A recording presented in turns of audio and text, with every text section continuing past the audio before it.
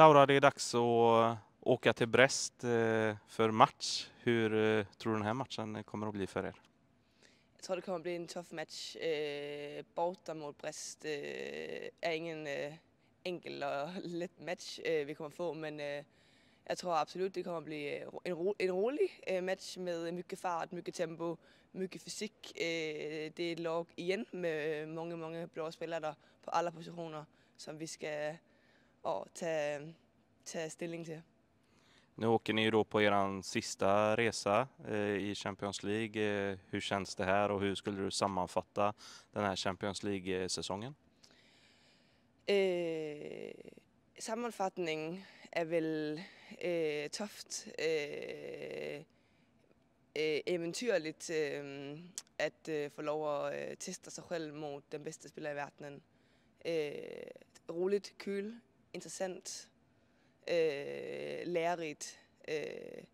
Så på et sæt har det været super kyl og hæftigt og roligt at gå ud i verdenen og spille mod den bedste og få dem hit til Partille Luxor. Og så på det andet sæt har det jo været toft med så mycket matcher, så mycket rejstorker. Det bøjer känns i kroppen og huvudet. Så det er både tråkigt, og det er skönt, at det er sidste rejser inden et lite lägre niveau. Vad skulle du säga har utvecklat dig själv under den här Champions League-säsongen med att möta de bästa spelarna och de bästa lagen? Jeg tykker, at jeg personligt selv kan se, hvad som man ikke skal gøre, og hvad man skal gøre, når man spiller mod den bedste lag. Det går ikke at spille på 50-50 boller, det går ikke at gå halvdant ind i en satsning. Det måste være 100-110% hver gang, og det tager mycket på kræfterne, så det handler om at være lidt smart og anvende energien på ret sæt, i stedet for bare at køre, så måste man også tænker at være lidt mere teknisk, taktisk dygtig. Vad är det för typ av match som vi tror att vi kommer få mot Brest här? Det är ju ett bra lag som du har nämnt och bra spelare av dem. Vad blir viktigt för er som lag i den här matchen?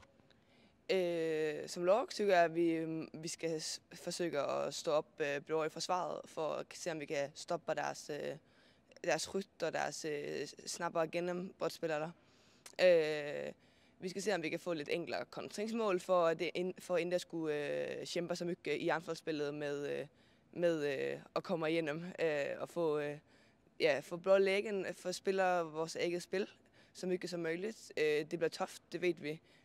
Vi spillede endda en blå match mod Brest hjemme senest, men det bliver svært også på borteplan, eller borte i Brest at spille. Vi ved, det er en hæftig hal, det er en hæftig arena, hæftig publik. Så det bliver kul også at teste og spille dernede. Vad skulle du säga blir de stora nycklarna då för oss själva?